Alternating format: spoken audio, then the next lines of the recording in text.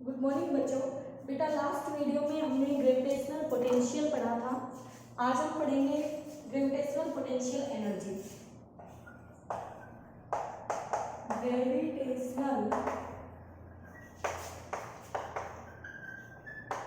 Potential energy जिसको आप you से रिप्रेजेंट करेंगे।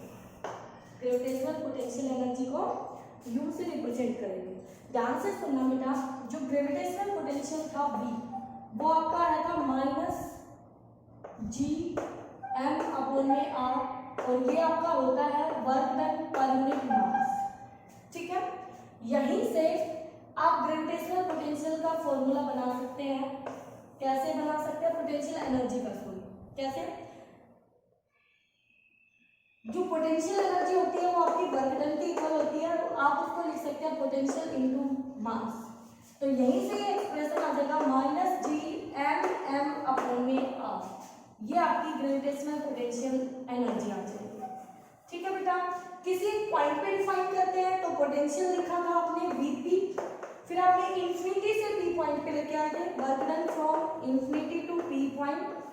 ठीक है, पर यूनिट मास जिसको आपने लिखा था Vp माइनस V इनफाइनाइट, जो कि आपका Vp के इक्वल ही आया था, क्योंकि इनफाइनाइट पे हम 0 मान के चलते हैं। इसी तरह अगर दो पॉइंट के बीच में पोटेंशियल डिफरेंस लिखना हो तो बेटा, यानी कि work done from P to Q हम कर रहे हैं पर यूनिट मास, तो ये आ जाएगा हमारे पास potential at Q point minus potential at P point. ठीक है, तो ये दो पॉइंटों के बीच का पोटेंशियल डिफरेंस हो जाएगा। इसी तरह एनर्जी लिख सकते हैं आप, एनर्जी एट पॉइंट, किसी एक पॉइंट पर, तो work done from infinity to that point. ठीक है बेटा, वो आपकी पोटेंशियल एनर्जी होगी उस P पॉइंट पर, जो कि इक्वल टू होगी मास इनटू में V eight P minus V at Q, और इसको आप अलग अलग लिख सकते हैं potential at P minus potential at Q। ठीक है, सॉरी ये मैंने पोटेंशियल डिफरेंस ही बता दिया, तो Q की बजाय हम इनफाइनाइट यूज करेंगे, तो एट इनफाइनाइट पे हम 0 मान के चलेंगे, तो वो आपकी potential energy at A point आ जाएगी। लेकिन जब पोटेंशियल एनर्जी डिफरेंस की बात करनी हो तो उसी तरह से work done from P to Q आप बात कर रहे हैं, तो वो potential energy at Q minus potential energy at P। ठीक है, या फाइनल टू इनिशियल या इनिशियल टू फाइनल, जैसे भी आपको फाइंड आउट करना है उस तरह से आप लिख सकते हैं। तो ये पोटेंशियल एनर्जी का डिफरेंस है, जिसको हम डेल्टा यू से रिप्रेजेंट करते हैं पोटेंशियल एनर्जी डिफरेंस को। ओके बेटा, चलिए ये तो बात थी डिफरेंस की, आप समझ में आ गया होगा। पोटेंशियल एनर्जी उसकी यूनिट जूल ही होगी बेटा, एनर्जी है, तो पोटेंशियल और पोटेंशियल एनर्जी में क्या डिफरेंस है, डेफिनेशन में क्या डिफरेंस है, फॉर्मूला आपने देख लिया, बट फॉर्मूले से जिस बच्चे ने डेफिनेशन बना ली है वो तो समझ गया होगा कि यहाँ पर तो work done per unit mass किया गया था, बट यहाँ पर कोई भी बॉडी हो, कैसा भी ये मतलब आपका कैसी भी बॉडी हो, वो डिपेंड करेगा वर्क डन पर। पोटेंशियल एनर्जी डिपेंड करेगी वर्क डन पर। Work done per unit mass का सिस्टम नहीं है, कैसी भी मास, यूनिट मास नहीं देखना वहां पर। कोई भी बॉडी हो जिसका मास m है, उसको इनफाइनाइट से P पॉइंट तक लाने के लिए जो हमें वर्क करना पड़ेगा विदाउट एक्सेलरेशन, वही वर्क उसकी पोटेंशियल एनर्जी को डिफाइन करेगा उस पॉइंट पर। ठीक है, तो डिराइव कैसे करेंगे अब वो देखिए। पोटेंशियल एनर्जी का एक्सप्रेशन हमें डिराइव करना है, तो बेटा अगर मैं ना भी कराऊंगी ना तो भी आप उसको आराम से कर सकते हैं। क्यों? क्योंकि आपने ग्रेविटेशनल पोटेंशियल को पढ़ा है और बिल्कुल उसी वे में आपको पोटेंशियल एनर्जी का एक्सप्रेशन फाइंड आउट करना है। सेम डायग्राम, डिक्टो डायग्राम। तो यहाँ पर मैं अपनी अर्थ मान के चलूंगी, ये मेरी अर्थ है, ठीक है, जिसका रेडियस r है, जिसका मास m है, और इससे P पॉइंट यानी कि r, यहाँ पर r दूरी पर मुझे कोई बॉडी लेके आनी है फ्रॉम इनफाइनाइट पर कोई बॉडी है, उसको यहाँ पर लाना है मुझे P पॉइंट पर, जो कि अर्थ से r दूरी पर है। तो मैं क्या मान के चलूंगी कि मेरी जो बॉडी है, मान लीजिए वो A पॉइंट पर है और उसको मैंने B पॉइंट तक मूव करने के लिए थोड़ा वर्क डन किया, dw वर्क डन किया। तो पहले मैं P टू Q के लिए वर्क निकालूंगी और फिर मैं उसको पलट दूंगी। ठीक है बेटा, तो देखिए ध्यान से, फोर्स अगर बॉडी यहाँ पर है मेरी, m मास A पॉइंट पर रखा है, तो जो मेरा डिस्टेंस है अर्थ और उस मास के बीच का वो x है बेटा। तो फोर्स ऑन द बॉडी उसी तरह से G m m अपॉन में एक्स स्क्वायर आप लिखेंगे बेटा, small work done dw f dot dx लिखेंगे। आगे जिस तरफ मैं बॉडी को लेके जा रही हूँ, जिस डायरेक्शन में मैं फोर्स लगा रही हूँ उसी डायरेक्शन में डिस्प्लेसमेंट है, तो हमारा जीरो एंगल बनेगा, F D X cos zero बनेगा बेटा, और D W equal to F की वैल्यू मैंने उठाई जी एम एम अपॉन में X square into D X, तो जीरो मेरा 1 हो गया। टोटल वर्क के लिए कहाँ से कहाँ मैं वर्क कर रही हूँ, यहाँ पर P टू इंफिनिटी, तो P टू इंफिनिटी में जा रही हूँ, तो जी एम एम को मैंने बाहर किया, इंटीग्रेशन किया 1 बाई एक्स स्क्वायर का बेटा, सेम वे, और कहाँ से कहाँ P टू इंफिनिटी यानी R से इनफाइनाइट कर दोगे बिल्कुल। तो यहाँ पर P टू क्या हो, सॉरी इनफाइनाइट, तो यहाँ से ये जी एम एम बाहर है आपका, अंदर 1 बाई एक्स स्क्वायर का माइनस 1 बाई एक्स आएगा, आर टू इनफाइनाइट। उसी तरह से बेटा मैं माइनस कॉमन लूंगी और फिर लिमिट पुट करूंगी, तो आपको पता है एक बार 1 बाई इंफिनिटी फिर माइनस 1 बाई आर आएगा और ये जीरो हो जाएगा, और ये आपका आ गया जी एम एम अपॉन में R. This is the work done, ठीक है, फ्रॉम P टू, तो देयरफॉर वर्क डन आ जाएगा मेरे पास इनफाइनाइट टू P पॉइंट, जो मुझे चाहिए था माइनस जी एम एम, क्योंकि ग्रेविटेशनल फोर्स तो कंजर्वेटिव है, ठीक है बेटा। तो ये वर्क डन आ गया, यही वर्क डन हमारा potential energy at P point को डिफाइन करेगा। क्यों? क्योंकि इनफाइनाइट पे तो पोटेंशियल एनर्जी U को हमने जीरो मान रखा है, जीरो मान। बात समझ में आई बेटा?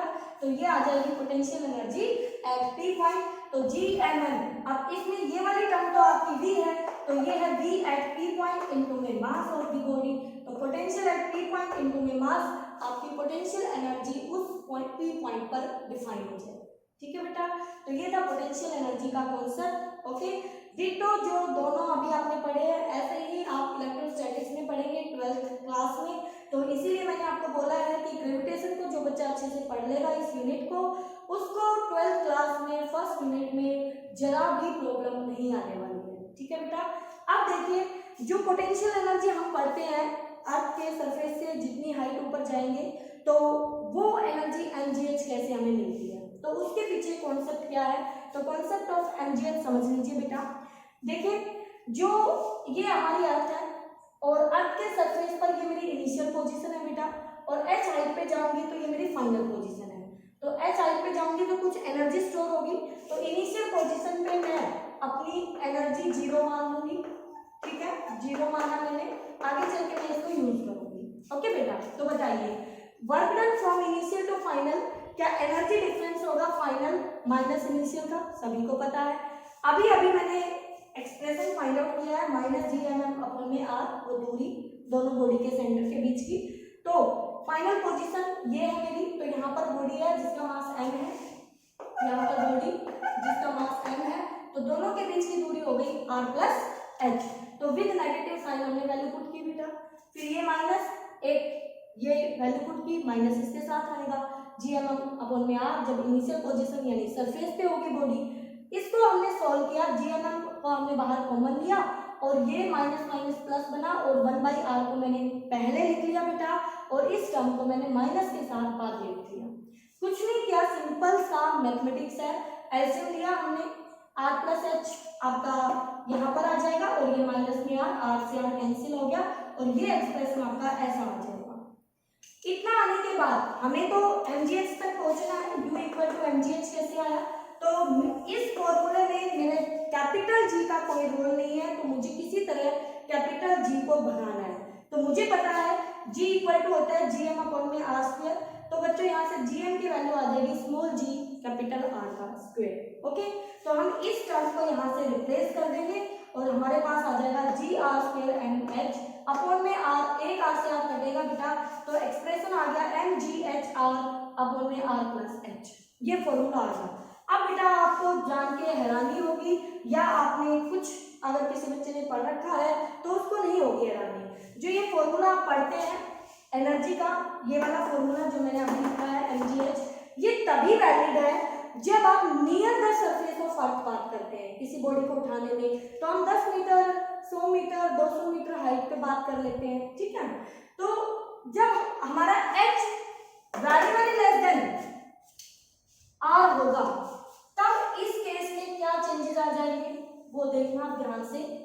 चेंजेस बनेंगे।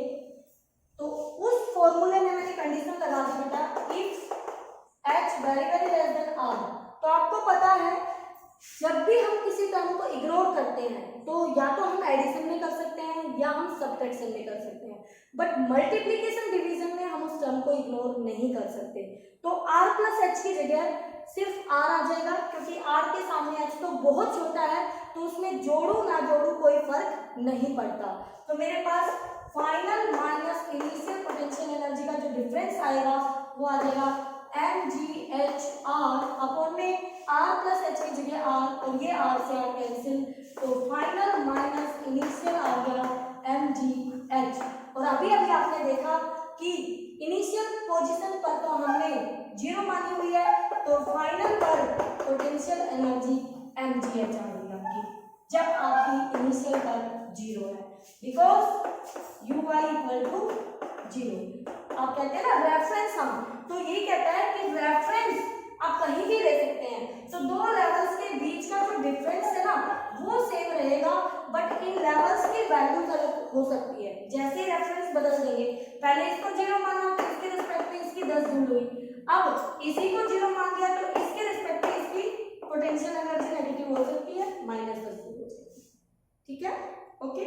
तो यहाँ तक पूरा कॉन्सेप्ट अच्छे से कर लेना बेटा, किसी तरह का कोई कंफ्यूजन नहीं होना चाहिए। नोट्स में जो बातें आपको फालतू लगे उनको नोट मत करना, पहले लेक्चर को देखना, फिर अपने नोट्स फोटो में से देख के नोट्स तैयार करना। ठीक है, तो जो जो एक्स्ट्रा उसमें फालतू की ज्यादा लिख रखी है तो वो अवॉइड कर देना, और आपको इंपॉर्टेंट लगे तो आप नोट कर लेना, क्योंकि नोटबुक आपको पढ़नी है, वो आपकी हेल्प के लिए है।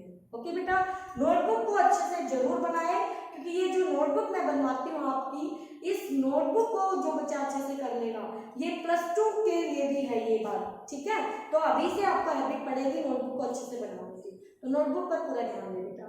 ओके बच्चों।